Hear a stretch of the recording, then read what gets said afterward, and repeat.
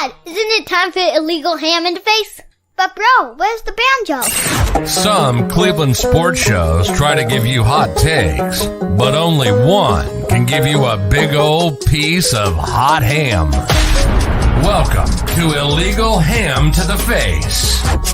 Talking all Cleveland sports. And don't forget our Fat Boy Tuesday, where we also ham it up with some fun food topics. Without further ado, let's serve up some ham. Here are the Ham Boys, Fatty, and Big Bry.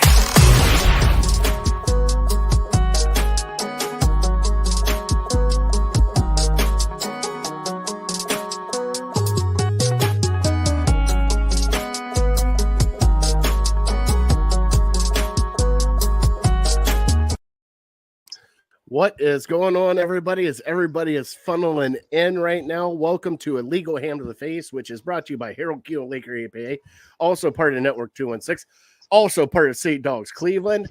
And we're here to talk about a loss tonight from your Cleveland Browns. And Bry, as we always start off the show, what's going on, big fella? How you doing? Still living the dream. Still have faith, but it's dwindling. So we'll get into it. But yeah, it's been a rough couple days to be a Browns fan, but we've said that before. Yes, and after going through a couple seasons of not winning any games, this is kind of we've been in this territory before, Bry. It's not fun, but we've been here before. No. So for tonight's show tonight, Bry is in charge of trivia, which is brought to you by St. Dogs Cleveland. Also, we will get into the Browns' loss versus the Raiders. We will talk about their upcoming game against the red-hot Washington Commanders. God, Bry, they scare me. And then you got, let's see here. We got Fat Boy Tuesday with, we're going to go a little Maryland style, little crab cake style, Bry, a little Maryland crab cakes for Fat Boy Tuesday. Sure. Top 3 comedy skits tonight. And we're going to get on a personal level. So we had to bring out our own, not like a broad super fans. We had to get really in depth with our favorite skits, whether it be Saturday Night Live, Mad TV. What are the other ones, Bry? In Living Color, Chappelle's show was huge. Tosh.0, right? There you go. We'll get into that. But, Bry, do you have any shout-outs you want to get out this week? No shout-outs. I got a couple coming down the pipeline, but we'll get there next week, I think. So as of now, no shout-outs. All right. I do have to shout out our friend Beth from Friends of City Dogs. She just closed on her house this week, Bryce. So she is a house owner now, I believe. I'm not going to say, I think it's out in Lakewood. So congrats. To Beth and her husband. Hope they enjoy the house. Now, Bry, this is going on 4 weeks now, Bry. 4 weeks. Oh, boy. 4 weeks, Bry. 4 weeks. Now, Bry, I'm throwing it out there that if he does not get adopted this week, us here at Illegal Ham to the Face will front the money for him to get adopted. Just somebody's got to go there, pick him up, take him out of the kennel. For us, Bry, it's $61 adoption. That's it. $61. Sure. Absolutely. We have got to get this dog out of the kennel, and we will play the trivia sounder because it is Bry's turn for trivia tonight, which is brought to you by City Dogs Cleveland. And here we go.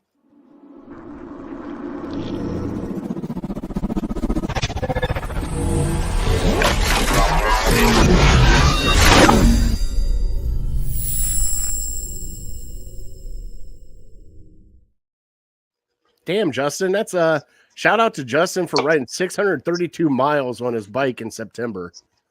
Seriously. Wow. Kudos, buddy. Like, seriously, that's definitely a shout out worthy.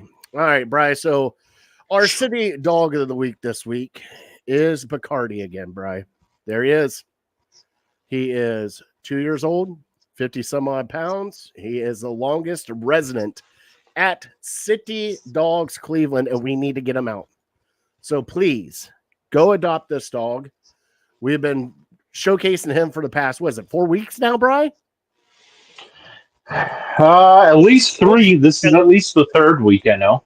So we are going to keep going with this guy until he gets adopted. Now, if we do not get any takers this week, now the kennels are full. They got 30 more dogs over the weekend. Boom. Gosh. Back in. So they are packed full. Also, Bri, Beth wanted me to shout out. It is their Embrace Challenge right now for the nonprofit organizations here in Cleveland to raise money, and top prize goes to whoever wins this Embrace Challenge.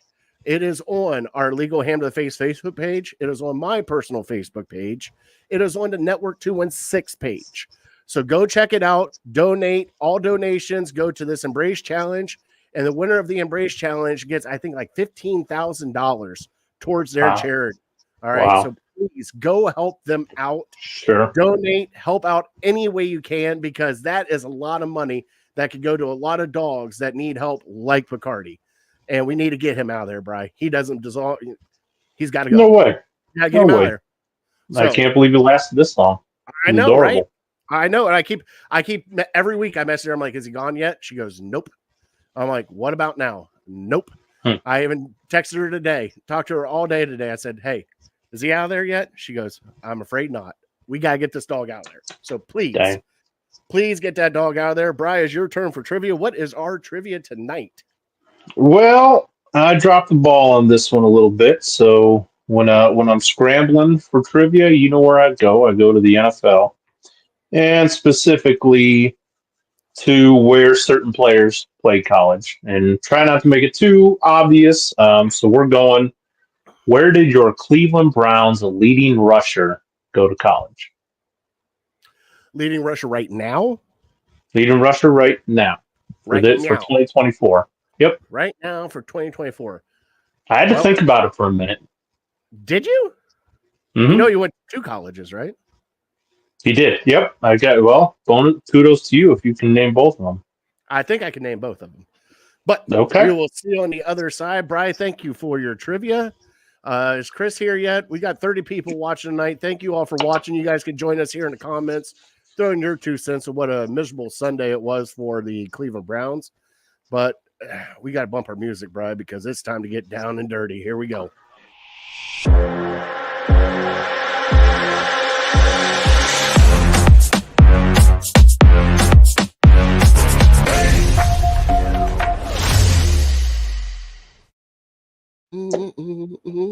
I'm sorry. All right, so your Cleveland headlines tonight. First off, we will go some positive news. Your Cleveland Guardians are locked into the 2nd seed. They will either be playing the Houston Astros or the Detroit Tigers. Brian, Detroit Tigers are coming in red hot. Houston's got the experience. We will be playing October 5th, starting that Saturday, and it will be a 5-game series with either one of those. Brian, which one would you rather have? Bring on the Tigers or bring on the Astros?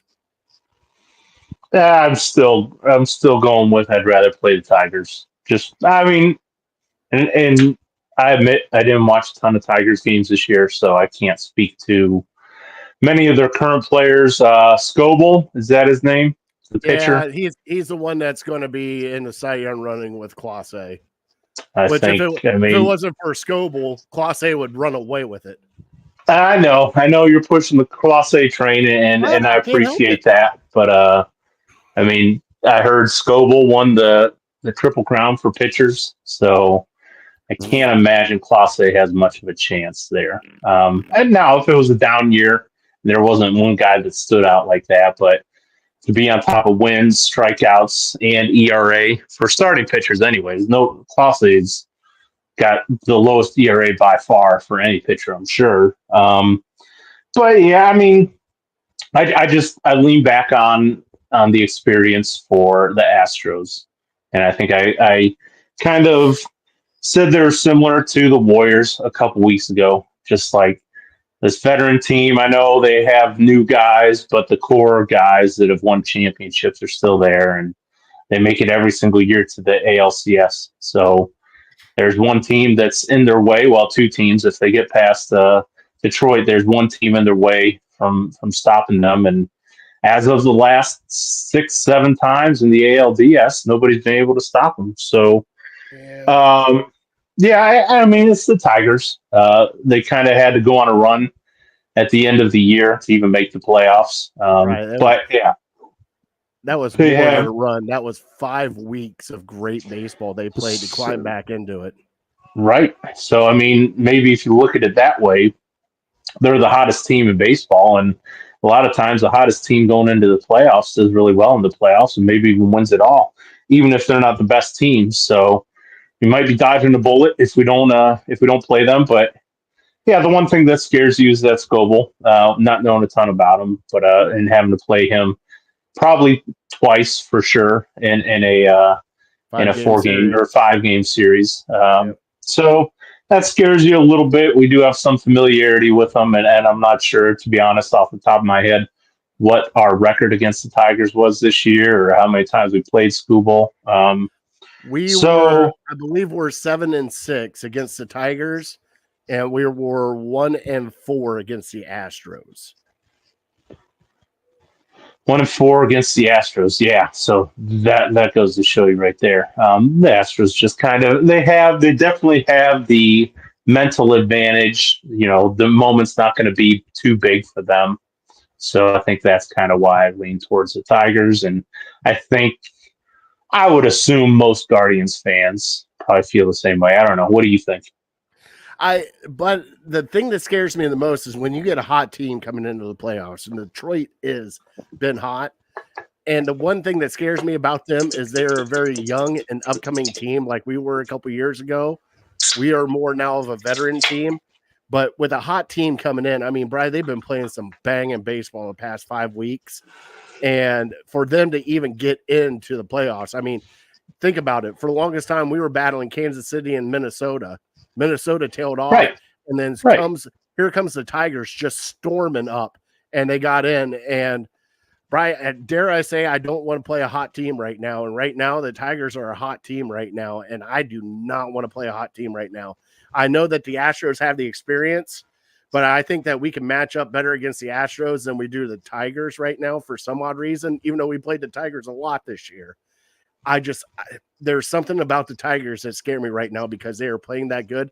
And even though I know that I've been pushing the Class A train, and I know that Scooble's going to win the Cy Young and everything else, right? They got the Cy Young winner, and they got a horse, and that kid has been pitching great. I think he's like, what is he, 17-4 right now, or 18-4, something unreal like that. So the one team that does scare me, though, Bri, out of all of these teams, is obviously the Yankees. The Yankees can beat you up and down if we get to that point, but we got to get to that point. And right now, I like that we're getting a little bit of rest, getting some guys healed up, getting our bullpen ready, getting our pitchers ready. Bybee will be starting out the first game.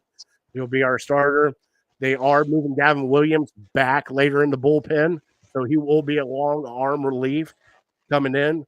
So I like how they're setting up their pitching rotations and everything for the games coming up. So I think it's nice to give you a little bit of time also, Bri, to sit back and watch these two teams fight it out, find some weaknesses in them, and hopefully exploit those when they get to play you here in Cleveland, Bri. We got home playoff baseball, Bri. It's been a while since we've had home playoff baseball. We got home field advantage, and we have played fantastic at home this year.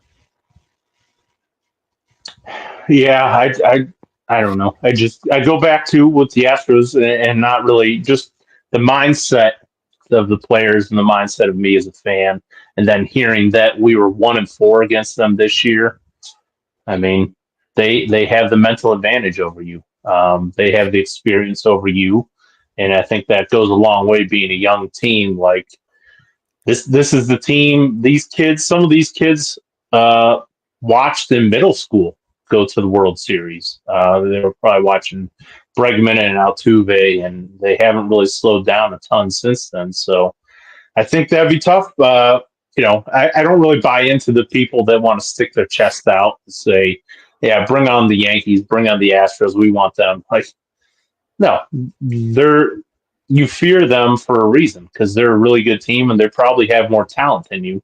Doesn't mean you can't beat them, but why wouldn't you want it? Like, to transition to football, people that bring on Mahomes. I want Mahomes. Like, well, you're probably going to lose to Mahomes. Yeah, you don't want Mahomes. And then you're going to tuck your tail between your legs. And you're going to walk back home. And I mean, as a fan, you want the easiest path possible to get to a championship or a, do you really think the Boston Celtics fans are really that upset because people said they had an easy road to the finals, easy road to the championship this year? Oh, they're celebrating their championship, and it'd be the same way for the Guardians this year.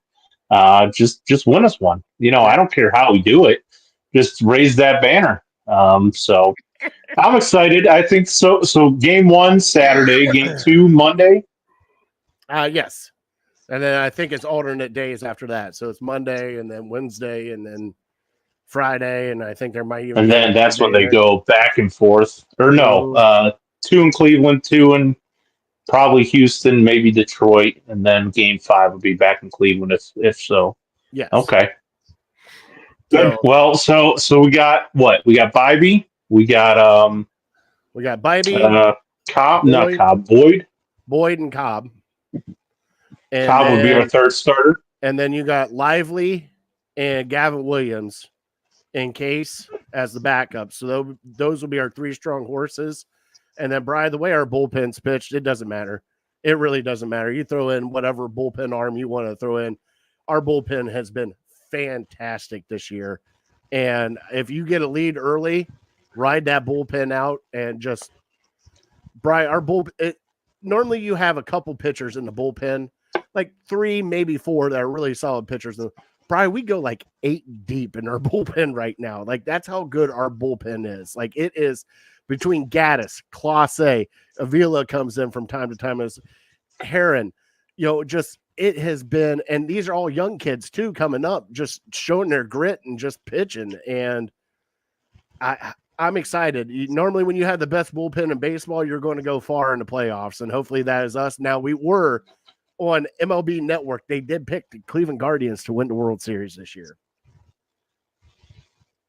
Just recently or before the season? Nope, just recently. Oh, they got all the playoff teams in, and one of the people picked Guardians to win. So, hey, take it. We'll take all the support. Hop on the Cleveland train, baby. Come on, Guards. So do you know who won? Because I thought I tried to turn it on here, but I must have been like a little late. I saw Houston and Detroit play today. Did they not? They did. And hold on. Let me go to. I flipped it on, and they were already on the news, so the game must have went pretty quick. And Tigers won 3-1. Tigers are up 1. Wow. Okay, so there you go. Good. So they just need to win. Just need to win one more. Yep. The Tigers played at Houston. Wow. So they got one. Oh, and this game was at Houston. And then so Skubal threw a gem. Yep. It sounds like it. Wow. For sure. Let me pull up what they only got 1 run. That's impressive. I wonder how deep he went. Skubal went 6 innings, 4 hits, 1 walk, 6 strikeouts, no earned runs. The only run came up later on in the 8th inning or something like that. So, not bad. Not bad, Bri. And he didn't pitch a whole lot either, so they're probably thinking that if they have to bring him back in an elimination game, they will. Yep. Even if it's just for a few innings at the beginning. So, we'll see what happens. Good. We got a whole week of baseball talk. We'll get to it next week when we come back on Tuesday. Brian, I do love being back on Tuesdays. It feels right. It feels right being back. I agree. I feel like there's a lot of stuff that went on this weekend that we can react to. Did you stay up and watch the Georgia-Alabama game? Holy crap. I was watching the Ohio State game on the other channels. Did you get Peacock? I got Peacock. I got the Peacock. So I was flipping between Ohio State and then I was watching Penn State, Illinois, and then that's a good one. But when I saw Alabama was up like 28-0 right out of the gate, I was like, "Oh boy, let's take a break check on that one." I'm like, and I went, and honestly, Bri, it was a 3-1 Michigan State team. I wanted to see what Ohio State had, and Bri, dare I say, they got the best wide receiver right now in college. Like that kid, wow. I don't know if they have the best freshman in college. Did you see the Alabama kid who's 17 years old? I did, but also our kid, 2 one-handed catches for touchdowns. It was Brian, it's crazy what these kids are doing now. Like I saw the Alabama, like a couple of the passes, like the one, it was oh God, you remember Devin Smith. Played quarterback for a while. So Howard got hurt, had to come out for a little bit for one series. Devin Brown. And Devin Brown, is he their backup? He's their back. Well, it's between him and a freshman. So he came in. Is he still wearing 33 or something? Still wearing 33 strong, 33 strong. And Bry, Smith did a little jet down the sideline and he threw it as hard as he could. And it split both defenders. And this kid caught it one-handed down the sideline and just walked right in. Bry, it wasn't even like it was like a Spider-Man catch. It was like, boop, and caught it. And like, he didn't even bother with the other hand, nothing. Like this kid is, boy, he's good, Bry. He's really good, and so is that kid from Alabama. Like, it's right. You see stuff like those two kids, and you wonder, like, well, maybe there are a few kids that could go directly from high school to the pros because they're playing, top of the line college football. And at some of these programs and stuff.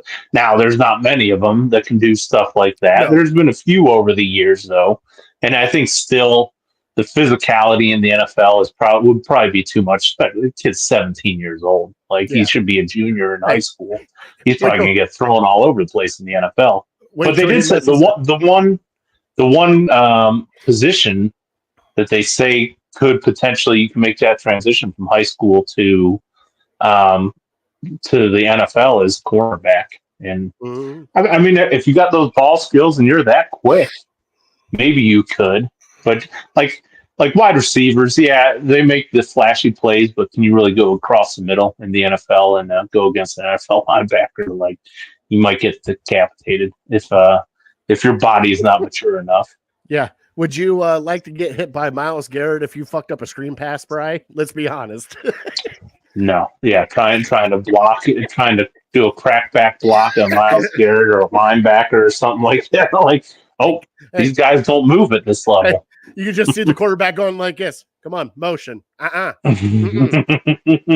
I'm gonna run a fly route again. I'm going deep. I'll run the street. On the other side, right? The other side. Yeah. No, I'm not stopping here. Let's just fly routes all day. I'm going to the end zone. Just throw it up. Hopefully, I'm quicker than them.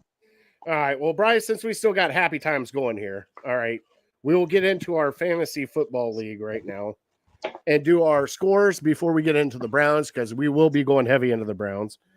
And Bry, right out of the gate for your legal hand to the face fantasy football league, runner is off the schneid. He has one beat always next year. Joe Bear 115-88. Team Big Meat beat Team Big Rod 113-109. Portage County Prostitutes, who are 4-0 right now, leading the legal come on. League 115-96 over defending champ Phil McCracken. Dog Pound. Oh wow, Craig, you did great, man. 146-125 to Honky Cat, and Harold Keel beat Justin 131-91. I have to go back to his name here in a second. Right? It came down to host and co-host, mano y mano, and Bry, the Tennessee Titans defense did it for me, buddy. You had Jared Goff go off. You had St. Brown go off, but it was the Titans defense that gave me the win. 131.3 to 131.16. Fatty is in charge. What is that, a yard? 2 yards, maybe? It might have been a fart in the wind, Bry. I don't even know what it was. Like last night when I checked it, I was like, shit, I'm still good. And then Goff went off. I'm like, I might want to check it this morning. And I checked it this morning. I'm like, oh, thank God. So, hey, if Goff wouldn't have been perfect and thrown one more pass, he would have got it. Yeah, all I needed was a couple more yards. I heard something today that was it was funny. Jared Goff has more receiving touchdowns than Travis Kelce after 4 games, which is, I mean, the NFL's drunk this year. I mean, it's just there's so many wild things between, and we'll get into the unbelievable things that the Washington offense is doing that zero people predicted. I mean, through 4 games, they're like historically good. They're like better than almost every offense ever through first 4 games. So it's wild. Yeah, I mean, why should fantasy football be any different? Yeah, it was a fun. I thought I had a chance. I didn't obviously stay up till the end of the Detroit game, but looking at it, I mean, you were predicted to win by, you were like 90% or 85% chance to win. And I'm looking at it, I'm like, I got a chance. It was I got a chance. I got all I needed was like 50 points from Goff and St. Brown, and they're pretty good. And I figured, okay, they got this. And then, they had a couple of, I think maybe their first 3 touchdowns were rushing touchdowns. So I'm like, there's probably no chance of me coming back from this. But I checked it this morning and texted you, and I couldn't believe it was. But that's fantasy football. I mean, you're going to lose by fractions of a point. There's people that are out there. I lost by what? 12, 16 hundredths of a point. There's people out there that have lost by 1/100th of a point. And so it makes it fun. I won last week in the league by 1 yard. Because McLaurin had 4 catches for 100 yards. If he had 4 catches for 99 yards, I don't get that 100-yard bonus, and I don't get the extra points. So I would have lost 2 points, and I would have lost the round and ended up winning by 1. So it's fun. It's fun, especially when your NFL team. This is why, the reason I got into fantasy football so hard was because my NFL team sucked on Sundays, and I needed something to root for. So hopefully we're out of those dark times, but yeah, I don't know. Hopefully. Yeah, I had a bet not go good, and I'll tell you after the show, I was pretty upset about the what happened on Sunday. But Bri, right now in the illegal hand to the face fantasy football league, you have the Portage County Prostitutes at 4-0, Dog Pound, My Knicks in a Box, and Team Big Rod at 3-1. Big Nice. Bri, Harold, you are what we pay you to be, Justin's nickname. And Honky Cat are all 2-2. And on the schneid right now at 0-4 is always next year with Joe Bear. Oh, Joe. I know. Former champ. All right, Brad. Do it. Hold on. Let me do this. I need you to prepare yourself. Can you prepare yourself? I think I got another beer in the fridge. I'm gonna have to go get. Here, hold on. Prepare yourself. We're gonna give us a little countdown. 5, 4, 3, 2, 1. And that's what it was. It was an explosion all over Las Vegas, and it did not look good at all, Bri. Your Cleveland Browns lost to the Las Vegas Raiders without Max Crosby, without Devontae Adams, a team that finished last in rushing this year so far, rushed for over 150 yards on you. And, Bri, it was, let's just put it this way, it was a performance of all performances from everybody. If it could happen, it happened. And if it happened, it was bad. Coach wise, you got out coached again. Brian, we still have not scored 20 points in 4 games. This offense looks putrid. We cannot run the ball. We cannot block it all. We can't right now catch it all. Some people are still dropping catches like crazy. For once, Brian, I can't even get upset with Deshaun Watson. He didn't play great, but he played good enough to win that game. If he made that phantom holding call on Nick Harris, he would have ended up with close to 300 yards and 2 touchdowns. And the only thing the beef I had with Deshaun was still a couple decision making. Like you and I talked there at the end of the game, you cannot take a sack on 4th down. I don't give a shit if you underhand it to the guy if it's going to be an interception. You can't take a sack at that point in time. Can't take a sack. I don't care if you throw it 50 yards into the bleachers. As long as you get it out of your hands, you got to get it out of your hands. And there's been a lot of people with videos and all this other crap. Brian, we've had drama with dads again. That's where we're at with dads again. We got drama with dads again. We have comments from wide receivers that were too tired and to make sure that they're going to ramp back up again for this week. We've had other comments of, well, he was a decoy. Brian, that was a decoy right there. I wasn't supposed to throw to him. He was a decoy. I'm sorry. If a buck walks right in front of me, I'm going to shoot him anytime that I can shoot him, whether he's a decoy or not. So this is where we're at with the Browns right now, Brian. Give me your reactions on this Sunday, and what are your thoughts about what happened on Sunday in Las Vegas? Yeah, it was a major disappointment. Certainly, you had every opportunity to win the game, and again, kind of like the Jets game, at the end, you still had a chance to win it, even though you had so many timely mistakes go against you. Who we could run down.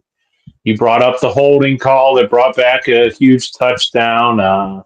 Nick Harris snap when Deshaun's not looking.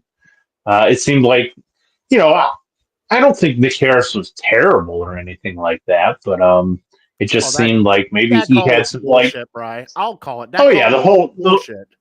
It was, and Ross Tucker said so at the time, and then kind of backtracked after the local ref that they had on Steratore started backing the refs, and he kind of backed off. But I mean, stuff like that happens every single play. Deshaun still got lit up. It's not like the guy fell down or anything like that. So it was very, very ticky-tack call. But yeah, you had that. It seemed like Nick Harris just. I recall Deshaun clapping for the ball several times. There was one time he snapped as he's clapping for it. He snapped it real quick, and Sean had it maybe for half a second, and then threw a slant pattern, and it was maybe a big third down or maybe a fourth down, and he didn't have enough time because he wasn't ready for the ball. So, I mean, those are the type of things that happen when you have backups. We have 4 backups on our offensive line.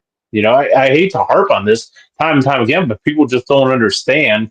When you have 6 of your best players not playing on offense, your offense isn't going to be good. It's not going to magically be great.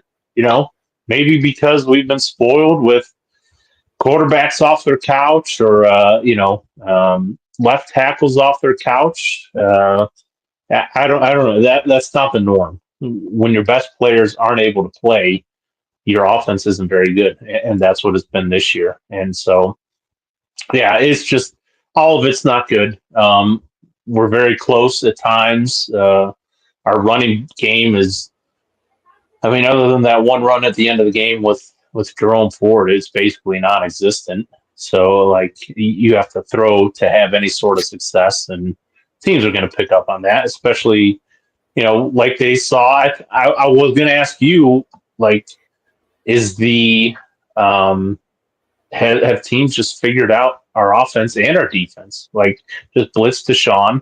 You have no running game. You don't have to worry. Just get to Deshaun quickly, and they're just not able to complete these short, quick passes or beat the blitz at all. And then going to the defense, have teams figured ever since Houston? I feel like our defense is just not the same team. Is the tape out on Jim Schwartz? This is how you attack them.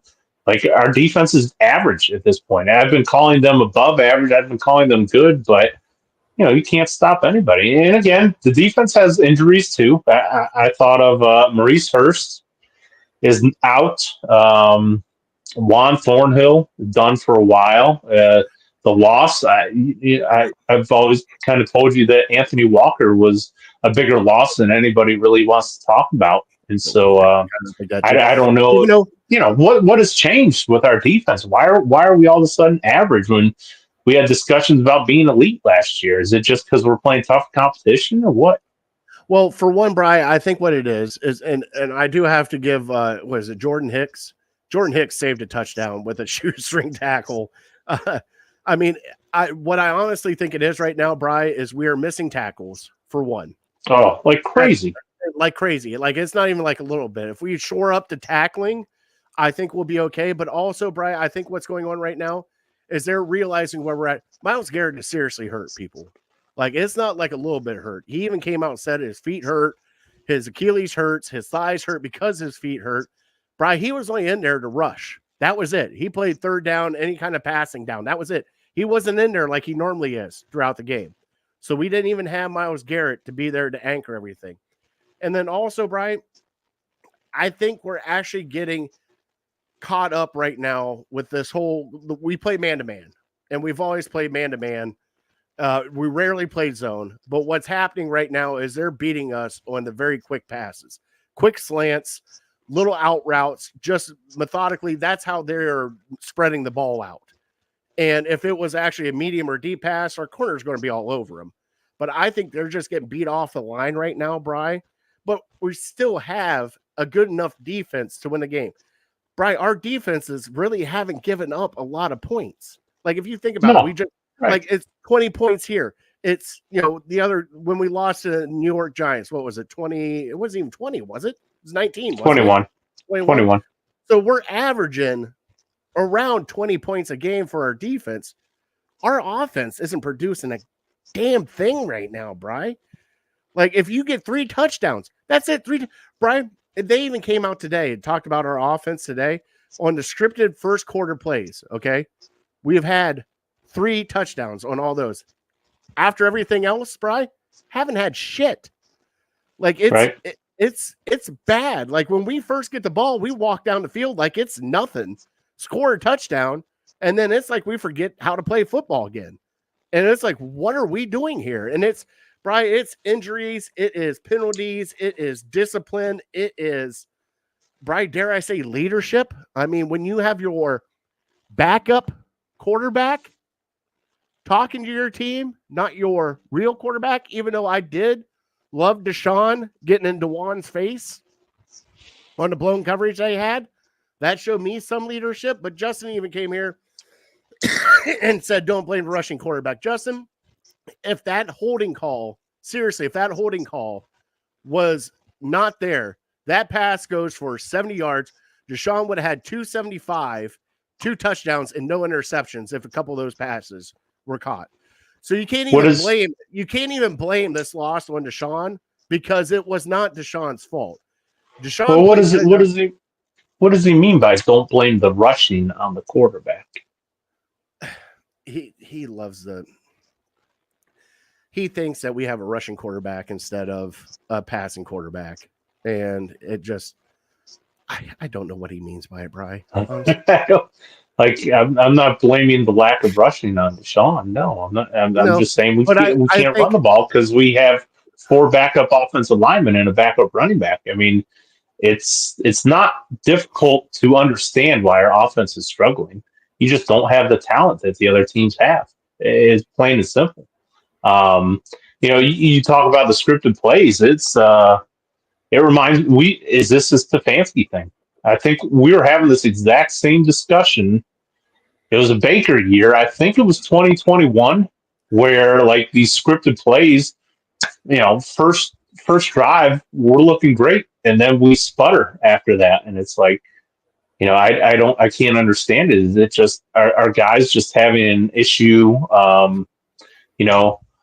computing all these plays? Do we spend so much time on these scripted first 20 plays? And I think that's 15 or 20 is like the amount that they script. And, we got 10 points. We got a touchdown, and then we got a field goal. And then after that, it was nothing on offense. So, like, something has to change here because it's looking like a trend. Like, Brian, you and I talked about it last week. Like, what do you do if you don't have a solid offensive line? It's screen passes. It's quick outs. Like, how is it you and I can see that and they don't see it? And also, the other thing that kind of frustrates me right now, Bri, is we are pretty much dead last in rushing. Let's just put it that way. We are one of the last, probably 3 teams in rushing right now after this week has been over with. Even though we average almost 4.5 yards a carry. Now, granted, a lot of that scrambling from Deshaun Watson. I'm not saying it's not. But when did we stop being a rushing team and open up the pass? Like, this is what's baffling the shit on me. Like, it has been a shotgun-heavy offense right now, and it has been tailored to Deshaun Watson to be bright. Dare I say they're trying to reinvent the wheel and make this Deshaun's team when it should be a team in general? and make it how they play. Because, Brian, look how they played against Jacksonville. That was totally different than what they played against these last 3 games. The other 3 games. Jacksonville was a totally different script, totally different everything. How they ran it, how they did everything. But the other 3, it has been shotgun. It has been medium passes. It has been no running game whatsoever. The one game you did win, Deontay Foreman and Jerome Ford rushed together for 130 yards, and you won that game. Should be a formula there, Bri. Yeah, and I hear you, but it's not like we scored a ton more points than the Jacksonville game. It's not like we scored 31 in the Jacksonville game and we were scoring, 16 in every other game. No, we scored like 19, 18. We scored 18 in that game. But if you look at that game, though, we were controlled that whole game. They Why? came back later because of the running game. Why? What do you mean why? Because of the running game. Why? Time management. And why were we able to run the ball? Because and be patient with it. Because we had the lead, because the defense did not give up 21 points in the first half like they did against the Giants. We're good playing from ahead. We're not sped up. Our offense is not sped up when we're leading. If we're leading the game, sweet. Let's just run the ball. Let's just run clock. Eventually it's going to work. When you're chasing, like we were in the Giants and like we were this past week, and I think a lot of it has to do with just mentality. We get up 10-0 and we're like, okay, cool. They don't have Devontae Adams. They don't have Max Crosby. We're good. Look at us. And then before you know it, we're down 20-10 and now we're chasing and now we have to get these big plays. And when things don't go right for you, it feels like you're taking 3 steps back. We talk about the Nick Harris issues. We talk about Myles Garrett, another week with a debilitating penalty for hitting a guy, quarterback in the helmet that just absolutely crushed you. And then, it comes back. Also, that wasn't even Myles Garrett, was it? I think it was this week. Last week it was Newsom. Was it right? It was 91. Yeah, it was 91. Wright. That's right. Because I think they miscalled it on the broadcast. But then looking back, it was 91. You're right. But also, we haven't even brought up our kicker. He's for the second straight week, and I understand. We need to talk about if we have a kicking issue. Kickers aren't going to be the reason nobody's really, piling on Dustin Hopkins is because kickers, we don't expect kickers to be perfect. But if you go through the NFL, there's a handful of kickers that have not missed a kick yet. And he's missing these critical kicks. We didn't even talk about it last week. Going to the Giants, he missed the 50-yarder, which he had been perfect from 50 yards. So you can't get too down on the guy because he misses one kick. But that changed the game. You make that kick, now you're down. We end up losing by 5. So now we're down 2 if he makes that kick. Now we only need a field goal. And believe me, that changes your mindset. That changes how you call plays. If you know, hey, we just need to get in field goal range and then we can kick it and win the game. And same thing with this past week. Yeah, but what about, okay, he missed an extra point this week. And yes, that extra point would have been great.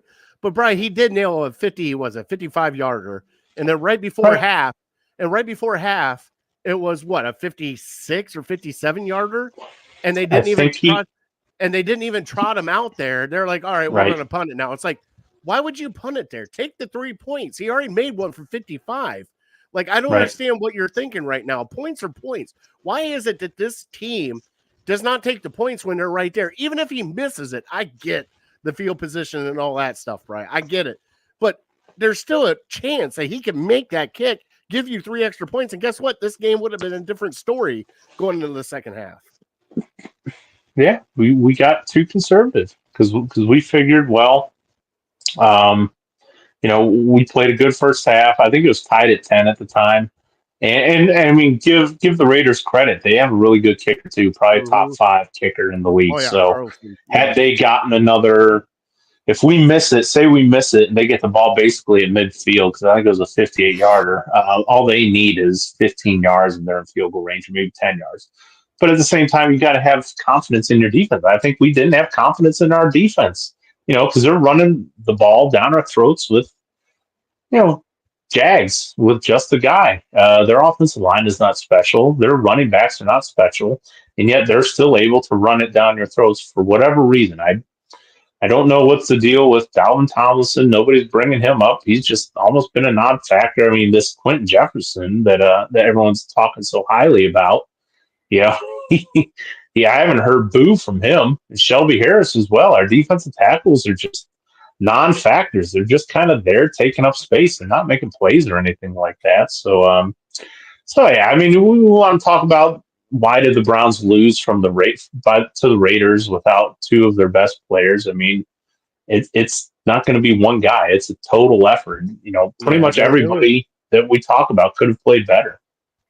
Yeah, it was definitely a team loss on this one, Bri. Amari Cooper dropping passes again, Bri. Amari Cooper, yeah. What is the deal with him? I have if no he's clue not going to be our number one receiver, we don't have our number one running back, we don't have our number one tight end, and he's playing like a 2 or a 3 receiver. I mean, again, these aren't difficult things to figure out why we're losing to these bad teams. When you look about, who's playing well. I mean, Joel Bitonio is 34 years old, and he's our only healthy offensive lineman. And he's got one arm because his arm is hurt. So he's got one arm, and he's still playing. We're playing a bunch of backups and expecting to win these games and expecting to put up 31 points because, we're paying our quarterback $230 million. He should just make up for it. I mean, people with that take are just lazy. You and I talked about this at the beginning of the season. I was concerned about the depth on this offensive line and where it ended up. We still have not seen Jack Conklin.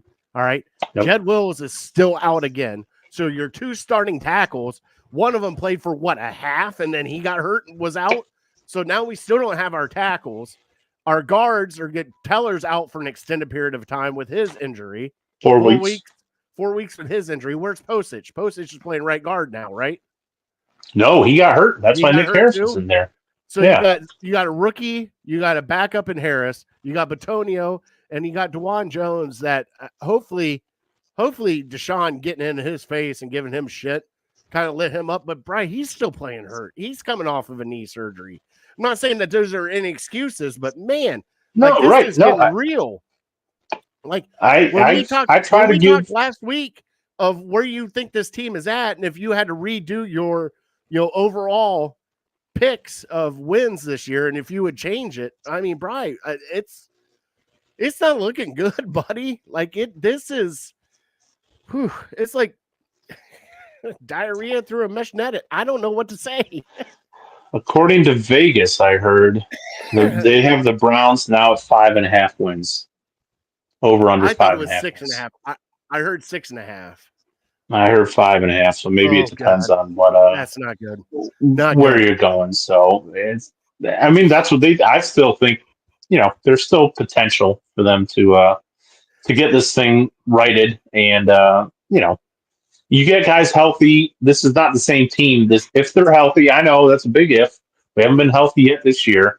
If you get guys healthy, this is a different team than what we saw on Sunday. It's just the fact of the matter. You get starters instead of backups. Yeah, it doesn't take a genius to figure out that you're going to be a better team once these guys come back. But yeah, there's still questions about, can Conklin be what he used to be? Can Chubb be what he used to be? What the heck are we getting with Jed Wills? What kind of effort are we going to get from Amari Cooper, who seems to have 1 foot out the door? It just might be the story of the season. But I think a quarter way through the year that this is hopefully the worst that we're going to look. I still have confidence. I still have hope, but unfortunately, injuries will continue to mount up. You just hope that they're not the key guys, because we've talked. They just don't have the depth to really compete in the state that they're at, because we need everybody healthy, as most teams do. But this is just can't even score 20 points with backups that are in there on offense. And you expect the defense. Okay, the offense is coming back, and they're not going to be full strength. So you need the defense to step up and start winning you some of these games, and they haven't been up for the task for whatever reason. I don't know. Like they've been okay. They haven't been the elite. They've been okay. They haven't been terrible. Yeah, if they're terrible, they're giving up 30 points a game. But I mean, they're giving McLeod got a up fumble 20 recovery to for a Daniel touchdown. Jones. I mean, Yeah, if you think about that, right. So, all right. So, Bri, all right. Before we get into our players of the week, if you have any players of the week, we're going to get into Big Bri's crystal ball. You ready for Big Bri's crystal ball, Bri? I got you. All right. Now, a lot of rumors have been going around. Devontae Adams might win out in Las Vegas. You still have the whole Brandon Ayuk stuff that happened earlier. Bri, the way it's going right now after 4 games, is Amari Cooper on this team after the trade deadline? The only way he's not on this team is if you completely bottom out. I mean, if you go 1-6, 2-7, or something like that, then yeah, our season's over. What do you need him for? So that's as much as I don't want to say it, that's a possibility. I mean, that you can end up 1-5. I don't know. So we'll talk about Washington. They're obviously at the top of the mountain. They're feeling themselves. They're playing out of their mind. So that's going to be a difficult game. And then I thought, well, okay, the Eagles just got it handed to them this past week against Tampa Bay. So they're going to be fired up to go and this off week. A bye week. Right. I didn't realize they had a bye. So they're going to have 2 weeks to chew on that Tampa Bay beatdown. And also get healthy, maybe get their receivers back. That's going to be more of a difficult game than I could even imagine because they're going to be pissed off. Yeah, hopefully they get a little rusty during their time off. But, man, I really wish they had a game in between that beatdown that they took and playing us at home. And I find out that they have a bye. They're going to be pissed off when they come here. So, no, we go there. So, that's right. We do go to Philly. So that's gonna be brutal. So yeah, we're not gonna talk about it just now, but man, you have 2 very difficult games to get back to 500. So yeah, it's just not good. So yeah, if the bottom falls out, I can see us getting rid of Cooper, and it would make sense. But if we're still in it, even if we're 2-4, 3-5, and we just have to win a couple games, you got to be around. Even if he's playing the way he's playing, you would he's still the best receiver you have. Just asking. I was just saying. Well, is he not? Is he? I know he's had a very rough year, but is he not the best receiver you have? He probably is because the other number 2 wide receiver that we gave an extension to just magically got tired, and he's going to run some extra reps this week to make sure he's not tired for this game coming up. Because he got your tired. Number 3 receiver is his dad's popping off at the mouth for not including him enough. Your number 4 receiver hasn't done anything in the NFL and just dropped a huge 4th down play, so his confidence is 0. I mean, we talked all off season about this wide receiver room not being up to par and not really having many professionals that have proven anything in this league, and now it's come to fruition. Talking about David Njoku being your second best target. Well, he's hardly played at all this year. So what are you left with? There's no surprise. You shouldn't be shocked that our offense is sputtering with all this stuff that we're talking about. It's just, people don't want to connect the dots. They just want to throw all the blame on the quarterback because it fits their narrative. So, our offense is not good enough. There's not many guys on our offense that are playing well enough to win games right now. So that's why we're losing to the Raiders. That's why we're losing to the Giants. But we're getting blown out by the Cowboys. Yeah, the one thing that scares me, Brian, this is getting eerily close to the one year that we had high expectations was with Odell Beckham Jr. and that team. And then Odell's daddy came out with a video, and then all hell broke loose after that. And it was just a shit show of a year. Didn't we finish 7-9 that year? I can't honestly remember. Was it 2020? 2021? No, 2020 was the playoff year. 2021, maybe. Yeah, it could have been 2021. But Elijah Moore doesn't carry that kind of credibility that Odell Beckham does. So if he starts creating too many ways, we're just going to cut him. Well, He's gone. Odell Beckham doesn't really have much clarity right now with this. Well, right now he's an afterthought in Miami. He's the fourth receiver. We went 8-9 the 21-22 season. Right. Yeah, we were in it till the end. But I think that was the year that. But I just it's getting similar. Like there's a lot of chatter going on in the locker room. There's like I have a feeling that behind the scenes in the locker room is not happy right now. And I have a feeling. I know we have one leader in Myles Garrett, but I have a feeling there's a lack of leadership after Myles Garrett, and kind of scary to think of. And I mean, we'll see. Brian, do you have any players of the game for this week? You have an offensive player of the game? Yeah, I'll go Jerome Ford just because the one big run, and I think he caught a bunch of balls. So for a backup running back, he didn't do that bad. So yeah, Jerome Ford. He's about the one bright spot that I can think of on offense. I went with Judy. He caught 6-7 receptions, and yeah, they weren't great. I would have gave Amari Cooper, but a couple of those ones hit you in the hands, and then I felt bad. It would have been Amari Cooper if that holding call didn't happen. No, well, I mean, he gave up the interception is on him. Hit him in the chest. You can't. I know, right? You can't. Like Tillman. Turnovers are a big deal. I mean. That's, I said a couple weeks ago, going back to the 2021 year, that we have a few times today, Baker lost 2 games. Deshaun's not giving the ball away like Baker used to. He's not great. He's not winning. And now people want to compare Deshaun to Baker of today. Baker's a much different quarterback today than he was when he was in Cleveland. So we can stop with that. But Deshaun's not turning the ball over. I mean, he has 3 interceptions this year. The one this week, again, off Cooper's chest, and then 2 against Dallas, where one went off Elijah Moore's hands, hit both hands, and then the other one was batted up in the air by Micah Parsons. So he's not throwing the ball to the defense.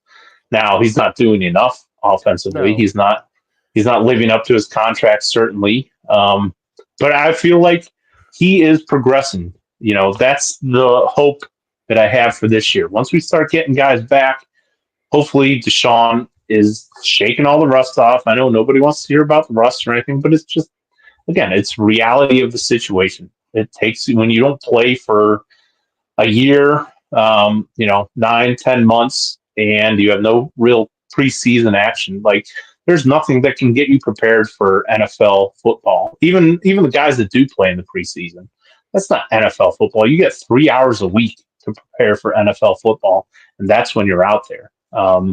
So it takes time to. There's no simulation for it. It takes time to get used to the speed of the game, and I feel like he's progressing. Now he's not progressing fast enough because we're not putting up 20 points, 24 points, 25 points. But if you have David Njoku and Nick Chubb and 4 starting offensive linemen, I think there's a path to where he can do that. Unfortunately, your opponents get more difficult, so you're not guaranteed wins. You're not going to be playing the Giants and the Raiders in mid-November to where you can start stacking wins easily there. So I don't know. I mean, it's a cross points. This is a huge, huge game for us. Like I said, I'm terrified of Philadelphia. So I think this Washington game is, dare I say, must win. And dare I say, must win too. Do you have a defensive player of the week? Yeah, I went with, I can't even, Isaiah McGuire. Haven't heard a thing about him since he was drafted. And he makes a big play on, was it 4th down? Mm-hmm. To not only make the play, but get the ball loose and, give us 6 points. So somebody does that, I shout him out. And I go with McLeod because he's the one that scooped it up and took it in. So It's not that often you get defensive touchdowns like that, Bryce. So I kind of Right. prop up the guys. I mean, it was a combo effort, but the one guy that actually scooped it up and actually took it in just didn't fall on it and just lay there. So cloud for me. Brian, let's talk about this Washington game coming up. We are playing the Reds or Commanders. Almost said it. I was close. I was going to call them the potato skins. How dare you? How dare you? I'm offended. Right, so we are playing the Commanders, and they have been on a hot streak, Brian. I mean, I think they're the top averaging points in the NFL right now. 40 some odd points the past couple games. Jaden Daniels is looking like a superstar in front of our eyes, Brian, and it has been all offense on this team. I mean, Brian, I think the one time they've only put him once in like these past 2 games, like 4 times. Oh yeah. 4 times in 4 games is what I heard. That this offense, and guess who's the offensive coordinator, Brian? Cliff Kingsbury. Kingsbury? Yeah. But they're doing they're doing tailor-made to what their quarterback needs and what they're doing. And Brian, this offense is flying high. And we're going to have our work cut out for us. I mean, it's a scrambling quarterback. He can run, and he can run fast. He's not Lamar Jackson, but he can get out and move. Brian, this game scares me even more than the other one did because we're not looking so hot on defense, and you got the top offensive team that we're going up against in their house. What do you think, Brian? How are you feeling about this? Yeah, it's a daunting task. On paper, they're going to put up 40 and we're going to put up 10 and get our butts kicked. But so much as you see and as I'm learning, as you watch, especially earlier in the season, so much about the NFL is when you play a team. When we have an 0-2 Giants team coming into our stadium and their season is hanging in the balance, you're going to get their absolute best shot because there's in their minds, their season is on the line. That's what their coach is pounding into their head the whole time. Same thing can be said for the Raiders after getting completely embarrassed by what a lot of people said was the worst team in the league and the Carolina Panthers the week before. They hear about it all week long. So in that matter, we're actually catching Washington at a good time. They're flying high. They're going to hear their praise. People are going to sing their praises all week long. They're going to think that they are the best team, including the greatest show on turf. They're going to think this is so easy, and they got to figure it out. So I think you're getting them at a good time, but that's not to say that they're not extremely talented. And Jaden Daniels is taking the league by storm, and he's something else. I think I heard he has more scoring drives this year than he has incompletions or something like that. It's just a mind-blowing stat. He has a higher completion percentage than any other quarterback in the history of the league through 4 games, including Tom Brady had the last one. He's like completing 82% of his passes. So he's not going to do that all year. Eventually he's going to come back down to earth. Is this the game that he does? I don't know. Does our defense stay focused for entire 4 quarters? Hopefully their antennas are up. This is a huge challenge for them, and they should view it as people talking about them being the best offense in the league, and it's a giant challenge. And so you hope that our defense takes it seriously. If they continue to put up 35, 40 points a game, yeah, we don't have a chance. So I think our defense steps up. I think, they're on cloud 9. They're thinking about, winning the Super Bowl at this point. And so I think you can catch them there. So yeah, I like our chances, but yeah, it's not going to be, you're going to need a total team effort. I still don't think you're going to get a ton of guys back off of injury. Nick Chubb hopefully practices this week. He's not going to play. Doesn't sound like Njoku maybe might play, and you hope Deshaun just continues to get more time in the pocket and continues to get more confidence. And so that's what you're going to need to win this game. You're going to need an offense that is capable of putting up 20, 25, maybe 28 points, and you're going to need a defense that completely locks down this quarterback who has been a superstar lately. Now, one thing that causes me pause a little bit is, I was thinking today, like, remember our defense used to have pretty good success against Lamar Jackson. I kind of think Lamar and Jaden Daniels play a similar game with their scramble ability. Now, Jaden Daniels through 4 games has proven to be a lot more accurate than Lamar, but we used to have Lamar's number when Joe Woods was defensive coordinator. Now, I think back to last year, Jim Schwartz, Lamar kind of did a number to us in both games. I think he put up what, 28 points in the first game, and then they just kind of sat on it against DTR because we had like 3 points. That was more passing, though. It wasn't really Lamar running. It was more of him. Well, that's what I'm saying. I'm just saying, him as a dual threat. Yeah. Because if you focus in on stopping him as a runner, he's going to beat you passing. If you drop everybody back, he's going to beat you running. So that dual threat guy.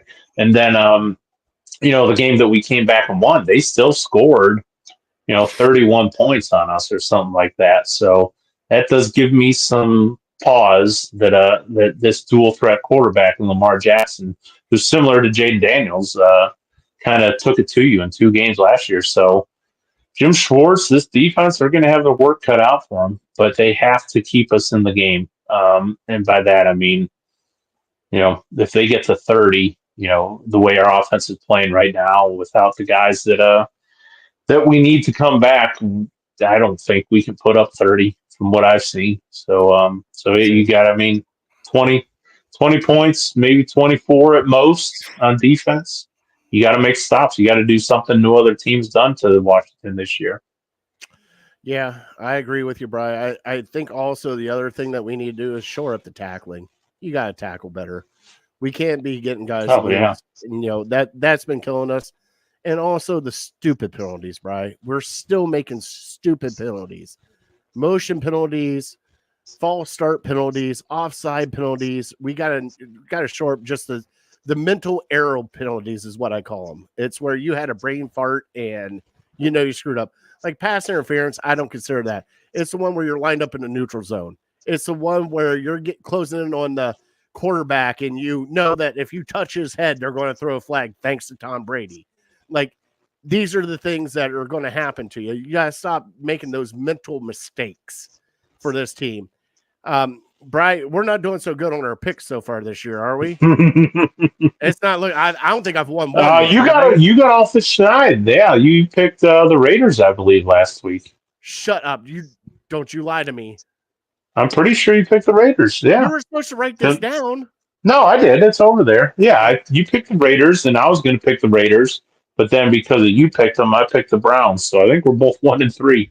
All right. Well, Brian. Now against the spread might be different. I don't know I haven't even seen what the spread is this week. I don't even know what the spread is this week. I guess maybe 6. We're underdogs by 6. There, I guess maybe 5. Something like that. We'll go with 5. We'll go with our own spread. We'll make it up. 5.5. 5.5. There you go. Well, and you just give your prediction, and then whatever the spread is, that will line up with whatever your prediction is. If it's 6, if it's 3, whatever. Brian, I hope that this loss lit a fire under the ass of the Cleveland Browns, but I am terrified that it hasn't, because I am still terrified there are things behind the scenes that we are not seeing right now. Brian, I'm going to go with Washington right now, 27. And your Cleveland Browns, 18. All right.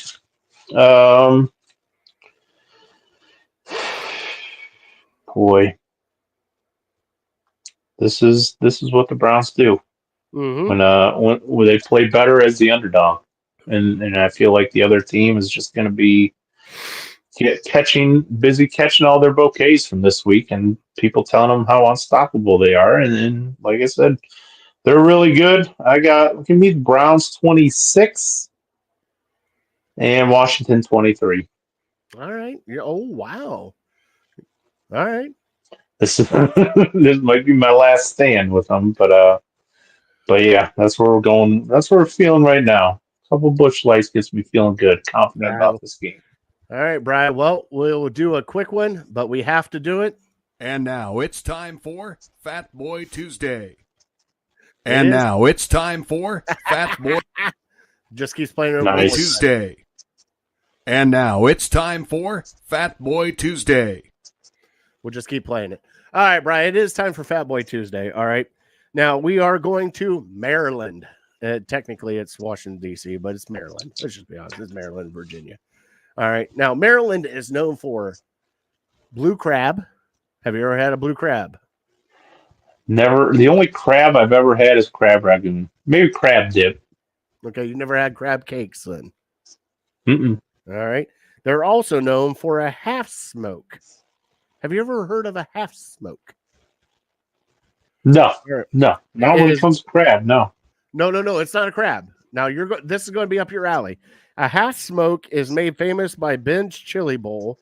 The half smoke is a spicy sausage often made with pork and beef, usually grilled and served in a hot dog bun.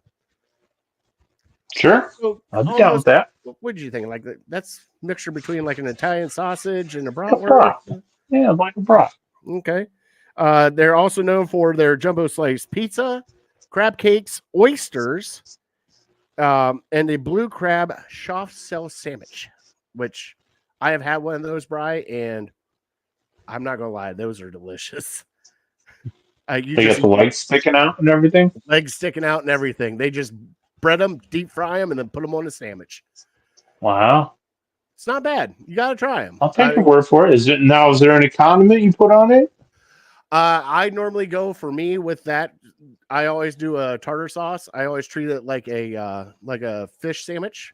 I put a little tartar sauce and hot sauce on it for me personally. But Sure. I know other people have used barbecue sauce on them, made like a barbecued coleslaw sandwich out of them. I've seen po' boys made out of them. So you have your choice of how you want to do it. But I mean, would you try a deep fried crab? Sure. Absolutely. All right, we're going to have to do this. We're going to have to get together. Crab's like the one seafood that I will eat, that I will try. I mean, I'll try other types of fish and whatnot, especially for deep fried. But yeah, I feel like I eat crab more than anything else. But yeah, just a lot of other stuff, a lot of fillers when it comes to crab. Okay, so shrimp. You eat shrimp? No shrimp. Lobster. No lobster. Not for me. Okay. All right. Well, at least you eat crab. Crab's about it. All right. Well, that is our Fat Boy Tuesday. If you have some other Maryland foods that we got to talk about, we got to try, please hit us up on all of our socials at Ham Illegal on Facebook, Twitter, our YouTube channel, Illegal Ham to the Face, all that stuff. Hit us up there. All right, Bri. We are down to, let's see here, Justin. Y'all going to make me open up DoorDash. Godden's here. Here we go. Go ahead, Matt. Go ahead. Yeah, I know what you're going to get. You're going to get a Bacon King from Burger King, and he's laughing right now because we were talking about it today. But it's time for our top three, Sounds right? good. Yep.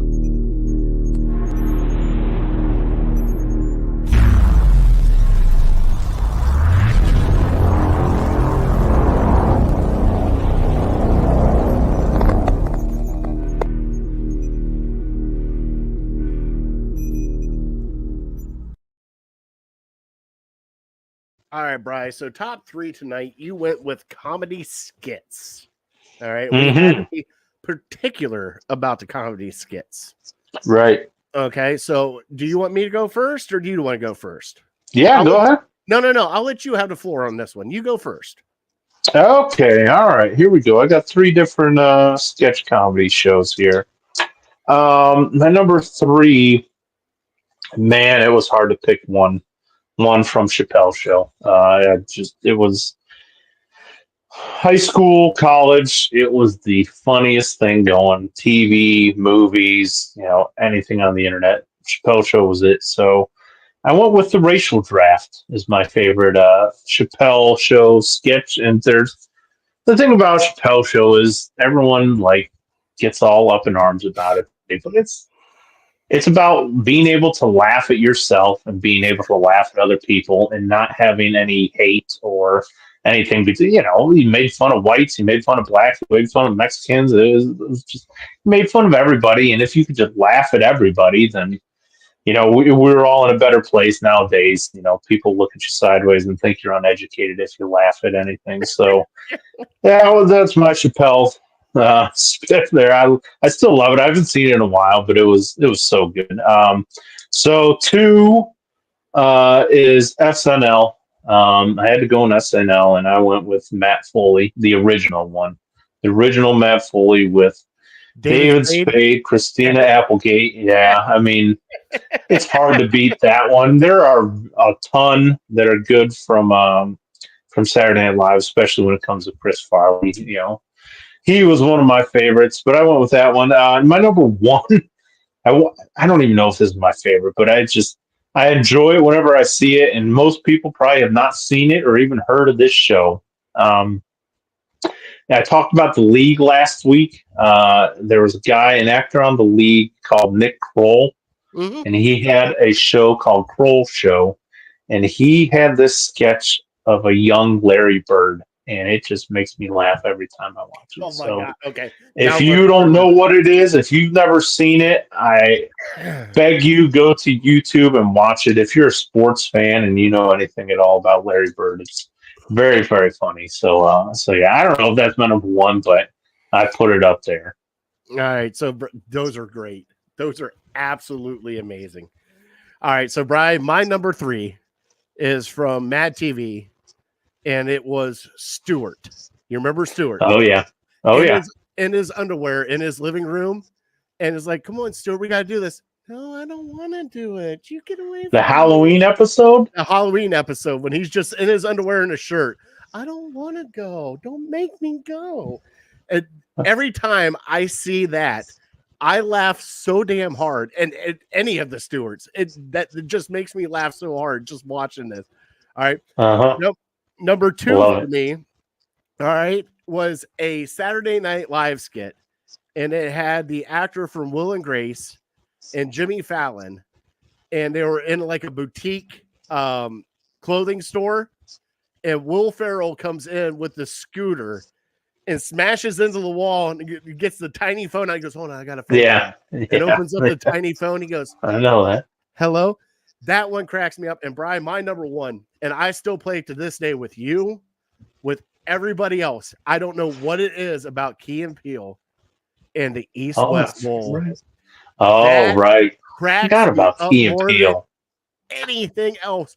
I laugh so hard every time I watch that, especially when Aaron Rodgers come on. Yeah, Aaron Rodgers. Yeah. The substitute teacher, but yeah, definitely one of my favorites from Key and Peele.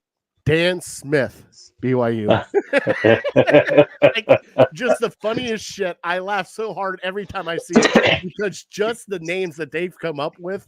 And then even the one guy that went as a symbol, he goes, "I don't even go as it anymore. This is my name." Oh God, I can't help it, Brian. It just cracks me up. I laugh so hard. Classic. If you guys have some top threes, hit us up on our socials. We love to hear it. Now, Brian, I'm glad to check out that Larry Bird one because that's good. I don't even know how I found it. I just stumbled upon it. I didn't really watch the whole show at all, but yeah, I forgot about Key and Peele. Shame on me. All right, so we are going to go with our trivia. Like I said, it is brought to you by City Dogs Cleveland. Right there, Bacardi, right there, years old. Please help, adopt, donate, volunteer, whatever you do to City Dogs. But please, longest resident, get him out of that kennel. And Brian, what was your trivia question tonight? Well, I asked you which college did the Browns' leading rusher attend? Now I gotta ask. Hold on, is Jerome Ford the leading rusher, or is Deshaun Watson the leading rusher? Jerome Ford. Okay, Jerome Ford went to Cincinnati. Nice. Played under Luke Fickell. Okay, I forgot about that. And came from Cincinnati, from Alabama. Kudos. Yeah. Bonus points there. I do know my Cincinnati football. I love Luke Fickell. It took me a minute. It took me a minute to remember where I was trying to think of, Amari Cooper went to Alabama. That was Joku went to the U. But yeah. That was the year that Cincinnati did really good and got one of the big bowl games. And then Fickell went to Wisconsin. Yes. So Jerome Ford was the running back for that. And Desmond Ridder was the quarterback then, too. Yeah, right. I remember Ridder. I didn't remember Jerome Ford. Okay. Well done. One for Fatty. I think he was a 4th-round draft pick, maybe? Jerome Ford? I thought he was a 3rd-round pick. I thought he was our 2nd, 3rd-round pick. Could be. Could have been. Yeah, could have been. He might have been a 5th-round pick. Hell if I know anymore. He might have been. He was a mid-rounder. All right, we're here at the end of the show. We want to thank our troops, first responders, for everything you guys do. We want to thank Harold Keel, Network 216, and City Dogs Cleveland for sponsoring our show, letting us have some fun. Bri, we're here at the end. God bless them. God bless you. God bless America. And like we always say, we are definitely uncorked, unloaded, and Bri, hopefully next week we get to talk about a win. Hell yes. All right. Have a good night, everybody. See you guys next Tuesday. Go Browns.